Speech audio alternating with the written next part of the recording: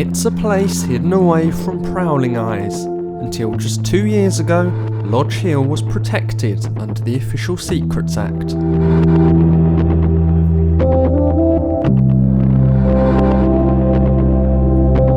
Every conversation had, and every piece of research discovered, none of it was to go beyond the point of the barbed wire fence.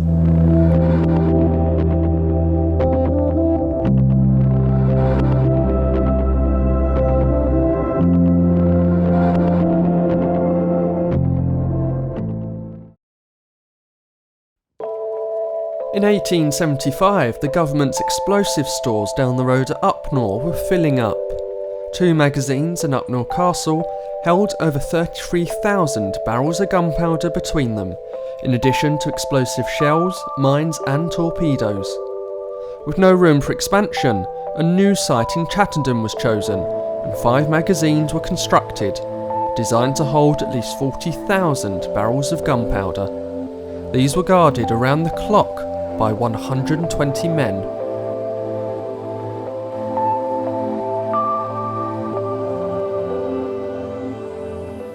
But just before the turn of the century, the Navy needed yet more space, and Lodge Hill was opened adjacent to Chattenden, with 12 new magazines built for storing cordite and dry gun cotton.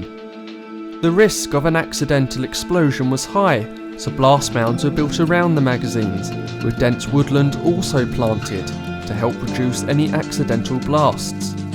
Administrative and residential buildings were added, with laboratories for cartridge filling.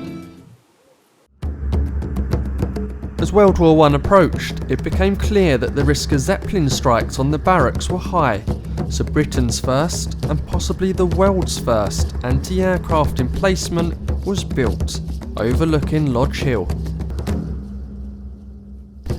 The site has 2 gun emplacements, the north for a 3-inch quick-fire gun, and the south for a 1-pounder pom-pom gun. To the west is the defensible barrack, which contains several original fireplaces.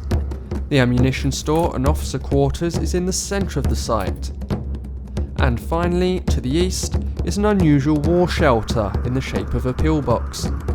It even has a glass roof, which was originally a skylight.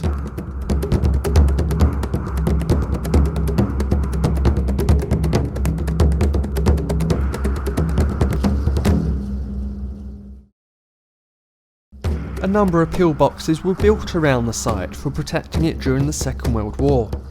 Many of the defences were disguised, such as this one with chimneys to make it look like a cottage. The World War I anti-aircraft site was recommissioned and was armed with more powerful weapons such as a Z rocket launcher.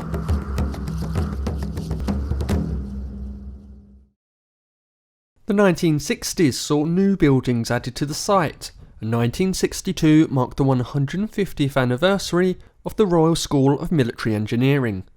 To celebrate, the Duke of Edinburgh visited Chattenden to lay a foundation stone for new training barracks, which were home to fieldworks and signal and tactics schools. Here they were taught everything from constructing water supplies to building bridges and defensive structures. But one of the most impressive areas to be built was Cupar Street. Whilst it may look like it was once accommodation, it was actually a mock-up of a real Northern Ireland street. To make it as realistic as possible, the houses were fully fitted and decorated on the inside.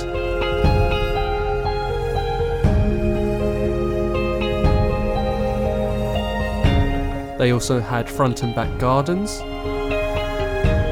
garages, phone boxes on the street, and even murals at the end of the terraces.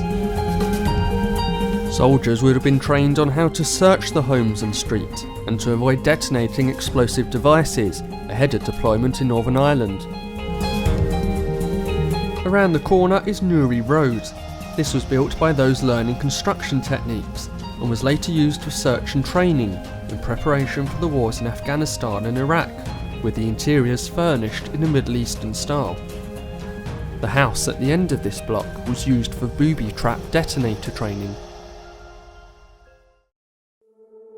More recently, the Defence Explosive Ordnance Disposal School, essentially just bomb disposal, were based at Lodge Hill, along with a National Search Centre run by the Ministry of Defence and Home Office.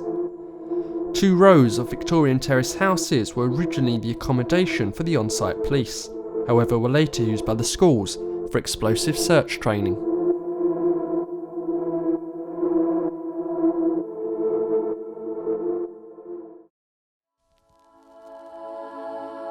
After 130 years of military service, it's unknown what the future of the site will be.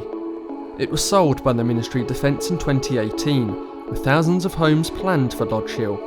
However, concerns over the local wildlife have delayed plans, as the conservation area is home to around 1% of the UK's nightingale population.